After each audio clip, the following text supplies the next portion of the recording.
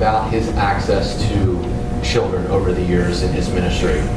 Obviously, this presents as a possible praying field, with his access. Do we have concerns that there are other families, maybe not at great as an impact, but... Great question, Joe. Yeah, based upon the information that was developed by the troopers, we are concerned that there may be more victims who might have been sexually assaulted by this man, this evil, evil man. So I think the trooper would suggest to you that we need to be vigilant. If anybody has any information about that, if David Zandstra ever committed an act against you, please reach out either to District Attorney Jeffrey Payne or to the Pennsylvania State Police Trooper Trey.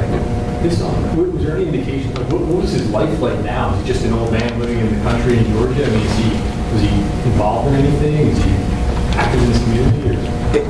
I don't think we want to get into too much of that at this point. Again, we've got an upcoming prosecution, and we have to first get the guy up here, so we're working to do that, but I appreciate the question. Can you speak at all to the idea that there was DNA collected from Zandstra and how that may be instrumental in helping to solve potential other cases? And is there a concern that the church knew about this? Because he moved around to potentially 6 other locations throughout his ministry. Did he become a problem? And is there a concern that this was a larger cover-up? Well, to your first question, I can't really talk more about any DNA or anything like that at this point. Again, we've got an ongoing prosecution. The second question is always a concern, Maggie, when somebody has been in a position of power that he had, right? He was a reverend for a long time at churches across, I think, Texas and Georgia as well after he left Pennsylvania. So again, this is potentially, there could be other victims out there. We would ask them to contact us. We want to hold him accountable for everything he did. If we can do so, and I think officials in Texas and Georgia would want to do the same thing. I don't really have any contact with the church. I mean, he hasn't been at this church in 48 years, I think. I think he left shortly after all of these things happened.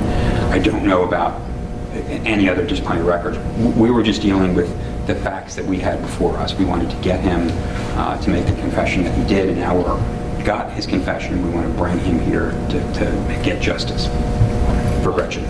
Jack, knowing that, as Chief Grape mentioned, this case changed people's lives. I had a woman tell me that her little sister, after participating in the search, was no longer allowed to walk to school by herself. Yeah. This literally shattered people's innocence and ability to think that we live in a safe community. What does today do? I think it's a great point, and I do think that's what's wrong.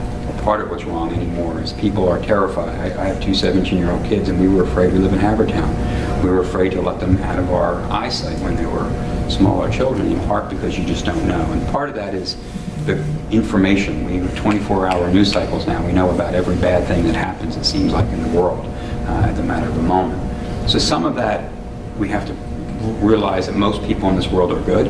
And that most pastors, especially, and people who claim to be God, are good people. So we don't want to over-dramatize it, but there have always been people, and there always will be people, who are this cold-hearted, remorseless, and just evil people.